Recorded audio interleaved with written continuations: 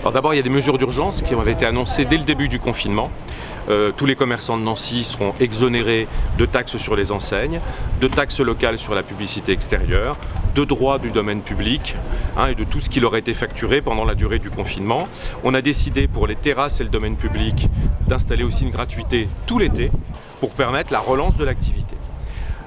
C'est pour nous évidemment prioritaire que d'accompagner à partir du début du mois de juin non seulement la reprise plus forte pour les commerces déjà ouverts, mais aussi l'ouverture des cafés et des restaurants. Et puis on a travaillé tous les lundis matins, on avait un point de travail avec les associations de commerçants, et donc on a bâti avec eux des mesures complémentaires. Alors il y a un volet métropolitain autour du click and collect, des livraisons à domicile, qui va être présenté la semaine prochaine. Et du côté de la ville, on met en place des mesures d'accessibilité en fait, des commerçants de centre-ville.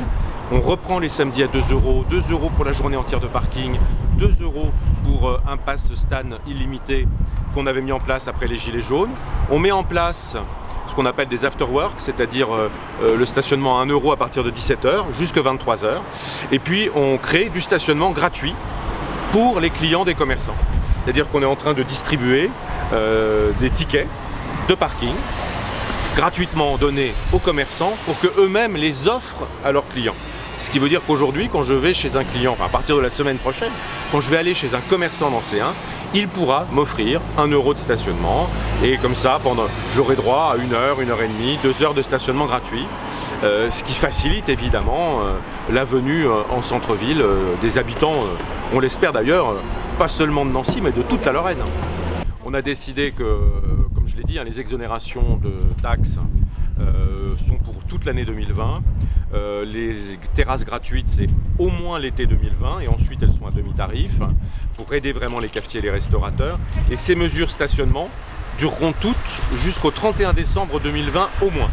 Puis après on fera un point avec les associations de commerçants et on verra comment on relance les choses.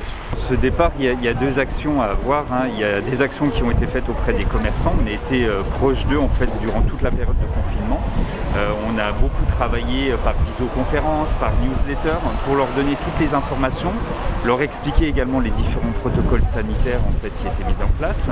On a fait l'achat par exemple collectif d'hygiaphone, de marquage au sol. Voilà, donc il y a eu toute une étape vraiment axée autour du commerçant pour pouvoir l'accompagner dans une réouverture, on va dire, la plus sereine possible. Et en seconde étape, en fait, on a une action auprès de notre clientèle. Une action déjà de rassurer la clientèle, d'expliquer à notre clientèle que tous ces protocoles sanitaires ont été mis en place dans les établissements, alors que ce soit des boutiques de prêt-à-porter, chez les opticiens, les bijouteries, etc.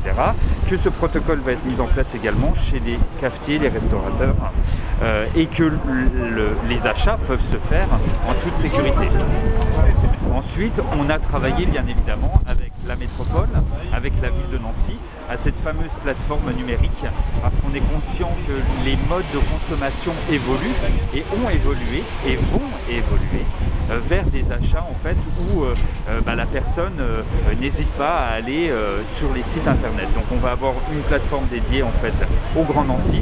C'est un travail en fait métropolitain puisque ça va regrouper les 20 communes de la métropole sur une plateforme où vous allez pouvoir retrouver en fait tous vos commerçants locaux avec les meilleurs de leurs produits et pouvoir faire des achats où vous allez pouvoir appliquer le click and collect, de la livraison à domicile chez vous si vous êtes à proximité, mais également dans d'autres villes de France et autre part en France.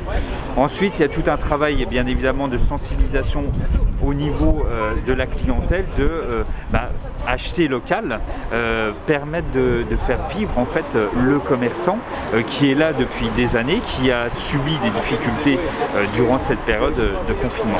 Donc voilà, c'est tout un travail de pédagogie à avoir auprès des commerçants, auprès de la clientèle, et on espère avec le retour bien évidemment des bars et des restaurants que cette émulation en fait qu'on commence à sentir, parce qu'il y a beaucoup de commerçants qui sont rouverts depuis le 11 mai, mais comme je l'ai stipulé tout à l'heure, en fait on s'aperçoit que la clientèle n'a pas forcément été réceptive dès la réouverture.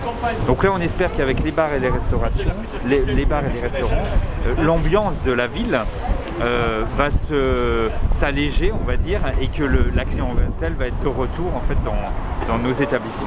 Je suis moi-même commerçant, il y avait beaucoup d'impatience de pouvoir retrouver bien évidemment nos clients, également de l'anxiété parce que je vous dis, les protocoles sanitaires qui sont mis en place sont quand même des contraintes. Vous ne voyez pas mon visage, le sourire est caché, alors que c'est un des vecteurs importants en fait dans le commerce. Donc on se dit, on va se plier aux règles, on va effectivement respecter ce protocole en espérant que dans les mois prochains, ces protocoles sanitaires puissent être allégés en fait.